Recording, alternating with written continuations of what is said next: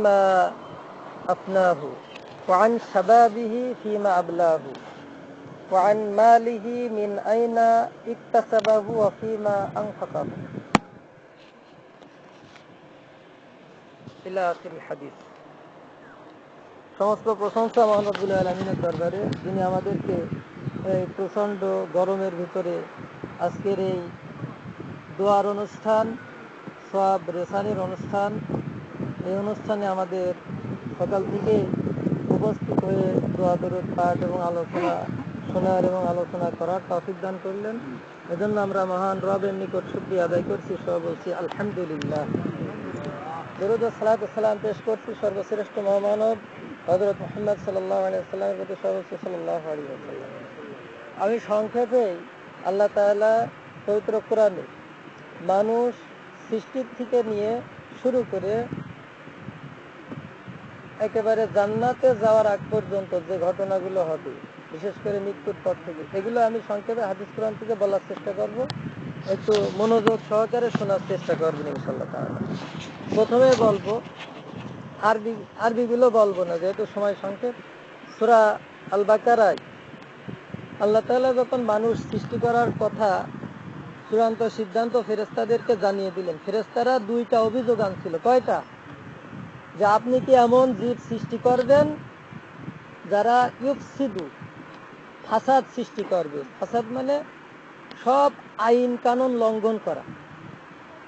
স্পষ্ট আবার বলছে ওয়ায়াসফিকুদ দিমা, রক্ত প্রবাহিত করবে। তার মানে আপনি কি এমন কোন জীব সৃষ্টি করতে চান যারা জমিনে যে আপনার হুকুমের বিরুদ্ধে বিদ্রোহ করবে, সমাজে যেটা নিয়ম আছে নিয়ম ভাঙবে। ফাসাদ মানে নিয়ম ভাঙা আর কি। নিয়ম যেটা আছে, মনে করেন বাংলাদেশে রাস্তার কোন পাশ দিয়ে চলার নিয়ম, বাম পাশ দিয়ে, সে মাঝখান দিয়ে গেল, বা এটা হলো ফাসাদ। ফাসাদ মানে আইন ভঙ্গ করা, বিশৃঙ্খলা করা। আবার স্পষ্ট বলছে তারা রক্তপাত করবে। কারণ ফেরেশতাদের পূর্বের একটা অভিজ্ঞতা ছিল, জিন জাতি আমাদের আগে যারা হাজার বছর ধরে পৃথিবীতে মানুষ মানে আল্লাহ তাআলার একমাত্র ইবাদতকারী মাখলুক হিসাবে ছিল, তারা এই বিশৃঙ্খলাগুলো করে। ফেরেশতারা তাদের সেই কাজগুলো দেখে একটা পূর্বের অভিজ্ঞতার কথা বলছিল। আজ দেখেন সারা পৃথিবীতে ফেরেশতাদের ওই কথা কি সঠিক না? তারপরে আল্লাহ কি বলছিল? ইন্নী আ'লামু মা লা তা'লামুন, আমি যা জানি তোমরা তা জানো না। এই ফাসাদকারী রক্তপাতকারীদের ভিতরেও কিছু বান্দা থাকবে, সেই বান্দাগুলো আমাদের ভিতরেও আছে। এজন্য এই ভালো বান্দাদের জন্য আল্লাহ পৃথিবীতে পাঠিয়েছে। সবার উপরেই পরীক্ষা। এরপরে আদম আলাইহিস সালামকে সৃষ্টি করলেন। সৃষ্টির পরে সূরা আরাফে দেখবেন আল্লাহ তাআলা বলেন, আয়াতের শুরু বলি, ওয়াইদ আখাযা রাব্বুকা মিন বানি আদাম মিন যুহুরিহিম যুররিয়াতাহুম ওয়া আশহাদাহুম আলা আনফুসিহিম আলাস্তু বিরাব্বিকুম ক্বালু বালা শাহিদনা আন তাকুলু ইয়াওমাল কিয়ামাতি ইন্না কুন্না আন হাযা গাফিলিন। হে নবী, আপনি স্মরণ করেন ওই সময়ের কথা। তার মানে আমরা যারা কোরআন পড়ি সবাই কিন্তু এই আয়াত পড়লি আমাদের উদ্দেশ্য করে বলা হচ্ছে যে তোমরা হে মানব কুল, তোমরা স্মরণ করো যখন আদম আলাইহিস সালামের পিঠ থেকে তোমাদের সবাইকে বের করা হয়েছিল, ওই ছোট ছোট পিপিলিকার মতো সবাইকে বের করে আল্লাহ তাআলা, এর ভিতরে বুশ, ওই ট্রাম্প সবাই ছিল আর কি, ফেরাউনও ছিল। জিজ্ঞাসা করা হলো, আমি কি তোমাদের রব নই? প্রশ্ন। তখন আমরা কি বলছিলাম? হ্যাঁ, আপনি আমাদের রব। শাহিদনা আন তাকুলু ইয়াওমাল কিয়ামাতি ইন্না কুন্না আন হাযা গাফিলিন। আমি, আল্লাহ বলেন, এই সাক্ষীটা যে জন্য নিলাম কিয়ামতের মাঠে যেন তোমরা বলতে না পারো যখন আমি ধরবো যে এই বিষয় তো আমি কিছু জানি না, এই জন্য। এরপরে দুনিয়াতে পাঠালেন। দুনিয়াতে পাঠানোর পরে কোরআন হাদিসে জানিয়ে দিলেন কি, যে হাদিসটা আমি বললাম সেই মুসলিম আসছে, যে কবরের ভিতরে তো প্রশ্ন উত্তর তিনটে হবে, এর ভিতরে রবের প্রশ্ন আছে। এগুলো আমি বলি। প্রথমে রব কি? আসলে রব মানে কি? রব তো আরবি শব্দ, আমরা তো বাংলা জানি। রব শব্দটা সাধারণত আপনার ডিকশনারিতে, আরবি ডিকশনারিতে 5টা অর্থ আছে। তার ভিতরে প্রথম হলো সাইয়্যিদ। সাইয়্যিদ মানে যিনি আইন কানুন করেন, আদেশ দেন, তার অনুসারীরা ওই অনুযায়ী চলে। আইনদাতা, আইন প্রণয়নকারী। কিন্তু পৃথিবীতে এসে দেখা যাচ্ছে কমিউনিজম আইন দেয়, সেকুলারিজম আইন দেয়, সোশ্যালিজম, এরপরে যে আপনার এই যে গণতন্ত্র আইন দেয়। সংসদে কি জন্য যায় এমপিরা? আমরা মনে করি এমপিদের কাজ মনে হয় রাস্তা, ব্রিজ, কালভার্ট, আমাদের ভাতা টাতা, এগুলো নাকি? তারা বসে বসে ওখানে আইন তৈরি করে। আইন কি করে? তা সবাই করে না।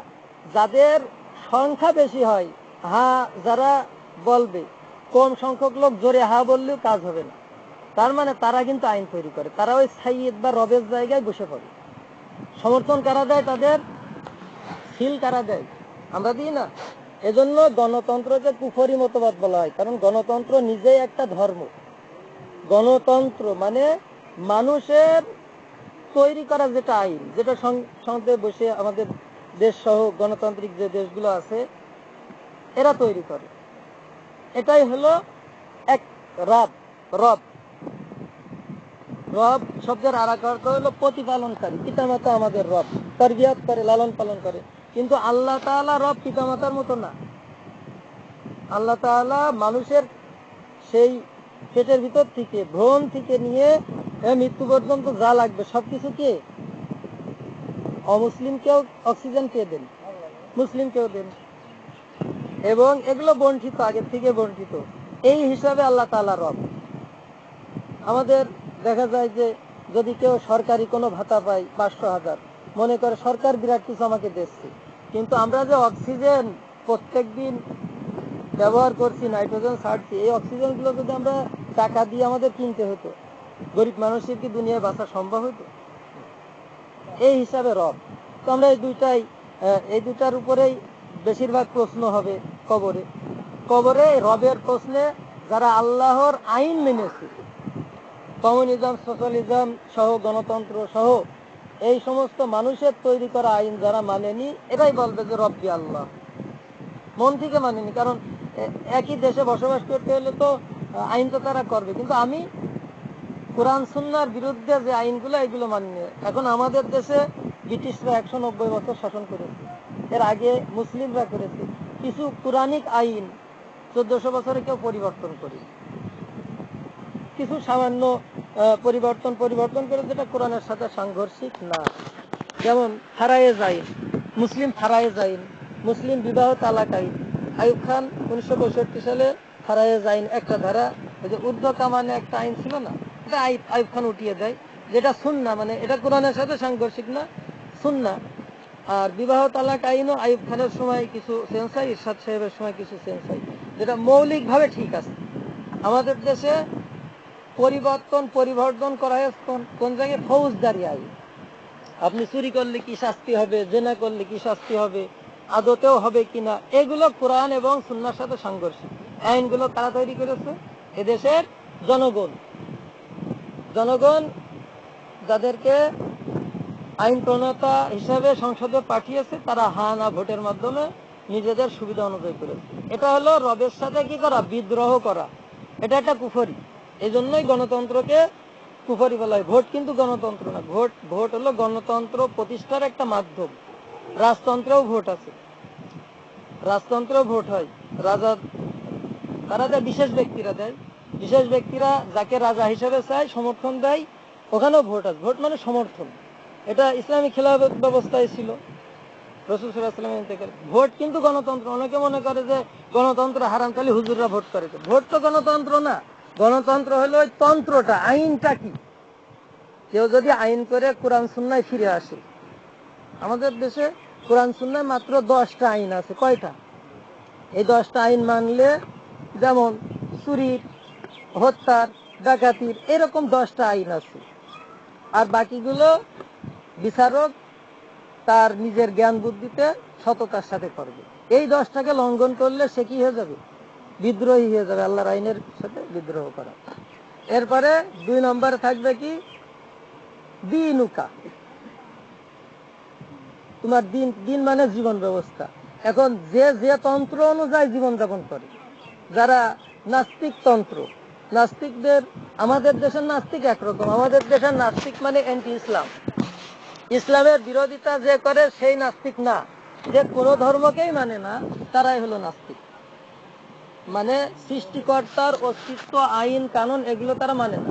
তারা মনে করে যে গবাদি পশু বা অন্যান্য জীবজন্তু যেমন নিজেদের কায়দায় চলে, আমরা ওইভাবে স্বাধীনভাবে চলবো। কিন্তু কোনো পশুকে আপনি দেখেছেন যে গরুর খাবার আল্লাহ কি দিয়েছে? লতা জাতীয় জিনিস। ওরা কি ওই আপনার মাছ মাংস খায়? সিংহকে আপনি স্বাভাবিক সুস্থ অবস্থায়, অসুস্থ অবস্থায় খেতে পারে, সুস্থ অবস্থায় কোনো সিংহকে আপনি ঘাস পাতা খাতে থাকেন? তার মানে ওরা আল্লাহর আইন মানে না। শুধুমাত্র বিদ্রোহ করে কারা? মানুষ এবং জিন। এজন্য এই দুটা জাতির হিসাব নেওয়া হবে। 3 নম্বরে মানহাজ আর রজুল আল্লাযী বুইসা ফীকুম, যে ব্যক্তিকে তোমাদের মধ্যে পাঠানো হয়েছিল, রাসূল সাল্লাল্লাহু আলাইহি ওয়াসাল্লামকে দেখানো হবে, কবরের ভিতরে একটা আকৃতি দেখানো হবে। এই ব্যক্তি কি? ইনাকে কি চেনো? যারা নবীর পদ্ধতি অনুযায়ী জীবন যাপন করেছে। আমাদের একটা ধারণা যে মনে হয় ইবাদতের ক্ষেত্রে, যেমন আজকে আমরা যেটাই আসছি, এটা দোয়া না? দোয়া মানে ইবাদত। ইসলামের শরিয়ার মৌলিক বিধানগুলো 7 প্রকার। ইমানের শাখা যেমন 7টা। ইমানের শাখা কয়টা? আল্লাহর উপর বিশ্বাস, কিতাবের উপর বিশ্বাস, ফেরেশতা, নবী, তাকদীর, কিয়ামত, হ্যাঁ, পুনরুত্থান, এগুলো 7টা। ইসলামের বিধানগুলো 7 রকম। ইবাদত প্রথম নম্বর কি? ইবাদত। ইবাদতের ভিতরে নামাজ, রোজা, হজ, যাকাত, তাসবিহ, তাহলিল। এখানে তাসবিহ তাহলিল চলছে না? দোয়া আমরা যেগুলো করি, এটা কিন্তু কি না? সামাজিকতা না। এরপরে মুআমালা। মুআমালা মানে সামাজিক যেগুলো আছে, বিবাহ শাদী আপনি কিভাবে করবেন, এগুলো ইসলামী নিয়ম আছে। আত্মীয়তা, হ্যাঁ, তারপরে অন্যান্য এই যে খাতনা অনুষ্ঠান কিভাবে, গায়ে হলুদ কিভাবে, এগুলো শরিয়াতে মুআমালা, মুআমালা মুআশারা। এরপরে ইকতিসাদ, অর্থনীতি। অর্থনীতি আমরা মনে করি যে অর্থনীতি মনে হয় আমলের বাইরে। মৌলিক 3 প্রকার: ইমান, আমল, আর একটা কি? ইহসান। ইমান তো প্রথম 7টা গেল, এবার আমল হলো 7 রকম, তার ভিতরে একটা ইবাদত। তো এই যে আমরা যেটা আসছি, এটা কিন্তু সামাজিক না। দাওয়াতের আসার পদ্ধতিটা সামাজিকতা, কিন্তু এখানে এসে যে কাজটা করছে কি, এটা ইবাদত। এখানে আমরা যদি একবার সুবহানাল্লাহ পড়ি, এটা কি ইবাদত না? উদ্দেশ্য কার? আল্লাহর। নাকি যে বেশি পড়বে বাড়িওয়ালা তাকে বেশি দেবে, এই উদ্দেশ্য না? তার মানে রাজি খুশি আল্লাহর, এটা ইবাদত। একটা সাথ অর্থনীতি। অর্থনীতি মানে আমি আয় ব্যয় কোন পদ্ধতিতে করব। কিয়ামতের মাঠে 5 প্রশ্নের ভিতরে 2টা থাকবে অর্থনীতির উপরে। এটা আমরা অবহেলা করি। আমরা মনে করি সমাজ ব্যবস্থা যেমন আছে, রাষ্ট্র ব্যবস্থা যেমন আছে, এইভাবে করব, আর আল্লাহর কাছে অজুহাত দেব, রাষ্ট্র আমাকে বলেছে। কোন রাষ্ট্র কাউকে বলেছে যে তুমি সুদি লেনদেন করো? বাধ্য করে কাউকে করে? হারাম খাও? বরঞ্চ দেশে আইন আছে যে অর্থনৈতিক দুর্নীতি যেন না হয়, কেউ ট্যাক্স ফাঁকি না দেয়, কালোবাজারি না করে। দেশে তো আইন আছে যে তার অর্থনীতি যেন স্বচ্ছ হয়। সিয়াসাত। সিয়াসাত মানে রাষ্ট্রনীতি। রাষ্ট্রনীতি প্রণয়ন করাটাও কি আমল।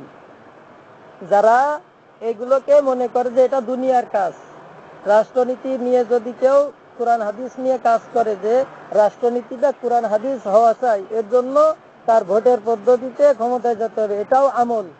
আর আমরা তো মনে করি আমল মানে ইবাদত। ইবাদত এক, আমল এক। আমল মানে কাজ। আমার কাজটা যদি কোরআন সুন্নাহ অনুযায়ী হয়, ওইটাও ইবাদত।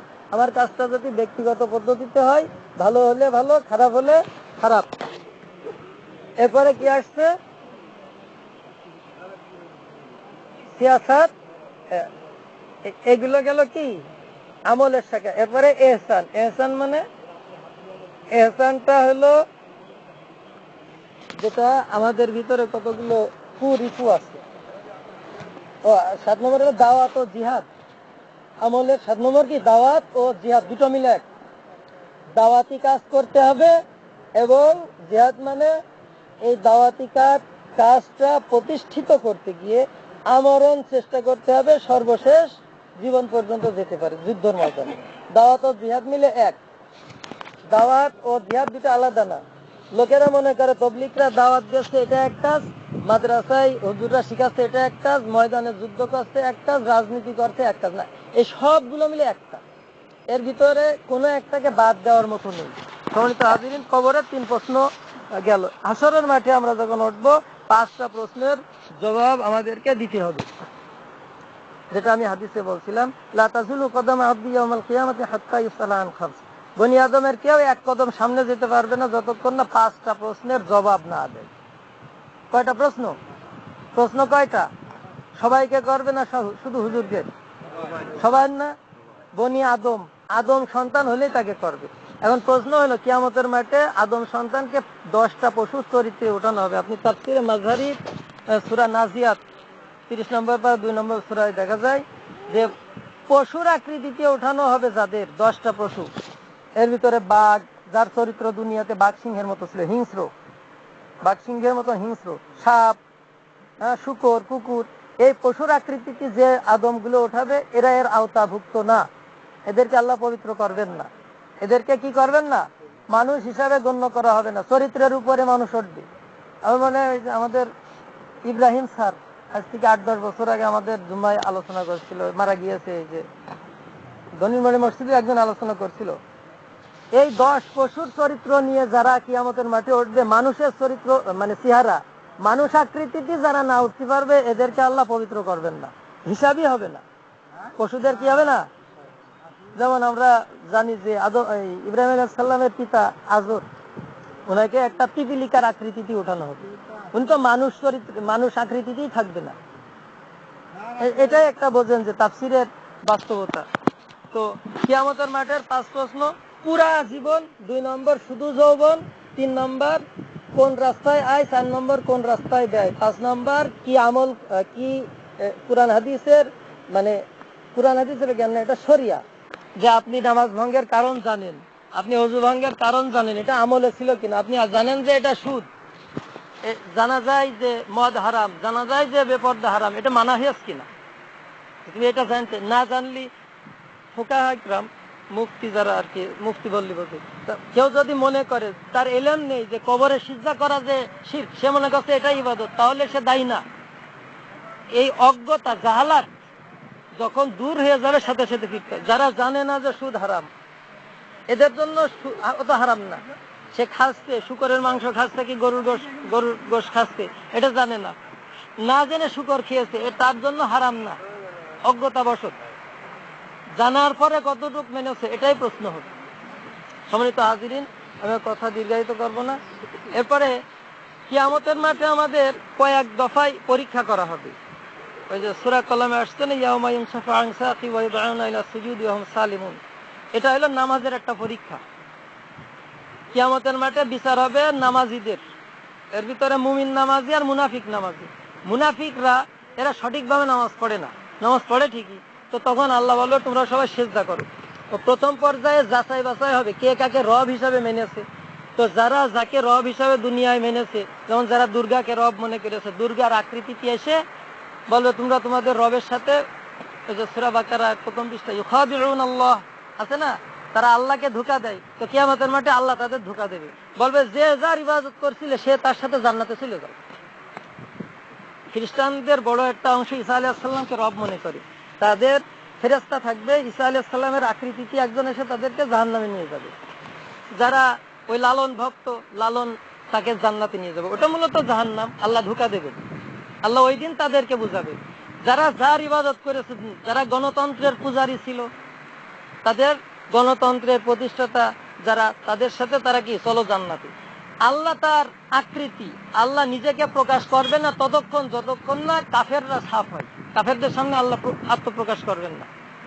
এরপরে বলছে ইয়াউমা ইউকশাফু আন সাক, সেদিন সাক মানে পায়ের গুছা উন্মুক্ত করা হবে। এরপরে লোকেরা আল্লাহ তার রবকে চিনবে, হ্যাঁ ইনি আমাদের রব, ইনার আমরা ইবাদত করি। তখন বলবে ইদআউনা ইলা সুজুদ, সিজদার জন্য আহ্বান করা হবে। তো সবাই সিজদা করার চেষ্টা করবে, কিন্তু যারা 2 নাম্বারই নামাজি ছিল মানে মুনাফিক, এরা সিজদা করতে পারবে না। এরা পিছন দিক জোর করে চেষ্টা করবে, পিছন দিক দিয়ে উল্টে পড়ে যাবে। এটা হলো নামাজিদের পরীক্ষা। এজন্য ফাঁকি দেওয়ার কোনো সুযোগ নেই। আমরা যদি মনে করি যে ওখানে চরম ভাবে পরীক্ষা করে নেওয়া হবে, অনুপরিমাণ যদি কারোর ভিতরে অপরাধ বোধ থাকে, ওটা জাহান্নামে দিয়ে জ্বালিয়ে সাফ করে তারপর জান্নাতে ঢোকানো হবে। কারোর উপরে জুলুম করা হবে না। এরপরে সবকিছু ক্লিয়ার, এরপরে সরাসরি আল্লাহ তাআলা হিসাব নেবেন মুমিনদের। আর যারা বেঈমান থাকবে মানে কাফের, মুনাফিকদের সব থেকে কষ্ট দেওয়া হবে, ধোঁকা। সূরা হাদীদে আসছে ইউনাদুনাহুম আলাম নাকুম মাআকুম, যখন ওই যে হাসরের মাঠে সবাই আলো নিয়ে দৌড় দেবে। হাসরের মাঠ তো অন্ধকার, মানে কয়েকটা মাঠ, হাসরের মাঠ কিন্তু কয়েকটা, প্রথম একটাই উঠবে, দ্বিতীয় মাঠে যাবে, পরীক্ষার পর পরীক্ষা। তো দ্বিতীয় মাঠে অন্ধকারে মুনাফিকরা আলোবিহীন চলতে পারবে না, তখন মুমিনরা চলে যাবে। মুনাফিকরা বলবে আলান্নাকুম মাআকুম, দুনিয়াতে কি এই যে এই ধরনের দুয়ার অনুষ্ঠান, খাওয়া দাওয়া, বিয়ে শাদী, নামাজ কালামে সব জায়গায় তো থাকতাম, তো তোমরা আমাদের কিছু আলো দাও। বলবে অরাইকুম ফালতামিসুন, পিছনে যারা আসছে ওদের কাছ থেকে আলো নিয়ে নাও।